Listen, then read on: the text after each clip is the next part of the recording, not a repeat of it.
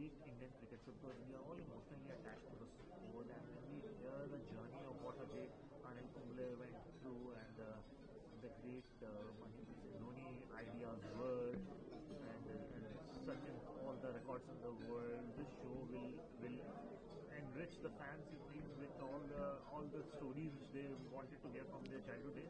Yeah, absolutely. I think when you hit the nail on its head, you said emotional, and also the fact that there is a story behind the story. All the cricketers that we end up watching, or all the cricketers who end up inspiring us, they've all had a story. Even the other ones who aren't talked about, I think all of them have a story. So from that viewpoint, or from that perspective, I feel with the help of explanation with regards to stats and all the technology, I think it should be wonderful viewing, because at the end of the day, that is what inspires us. Whether it's you, whether it's me, whoever has played the sport or watches the sport, I think all of us love a good story. And I always say this, in sport, there is a lot of blood and sweat, lots of sacrifice, which any sports person has made, whether it's cricket or otherwise.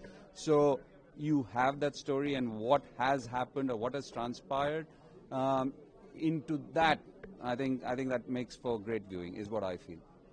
Talking about any cricketer who's part of this, you really wanted to play with when you were at your younger days, when you were at youngster fighting for a place in the Indian team. Any cricketer you would really wanted to listen the story about, or any cricketer you really admired and you played with? Look, I've had the good fortune of taking up the sport because of West Indies cricket, to be very honest. For me, Sir Garfield was a great inspiration. I don't know many people know about that, but I took up the sport because of West Indies cricket, and Sir Garfield Sobus was the inspiration. And for me, as and when I became a left-arm spinner, I was lucky enough that I had the great Bishan Bedi and Maninder Singh as my mentor and guru. So for me, it's just been an absolutely brilliant journey.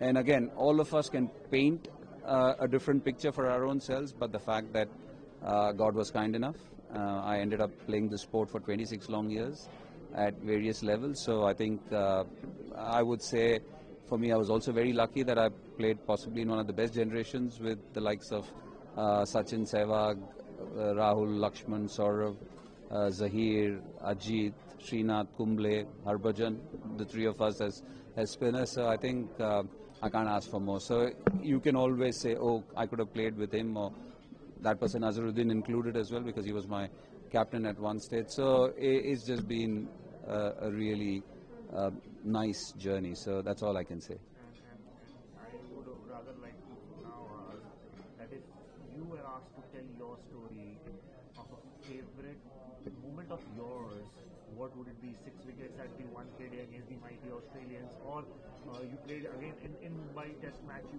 took 5 wickets and you took wickets again, and India won the Test match in Mumbai, if you remember, 105 to chase for Australia.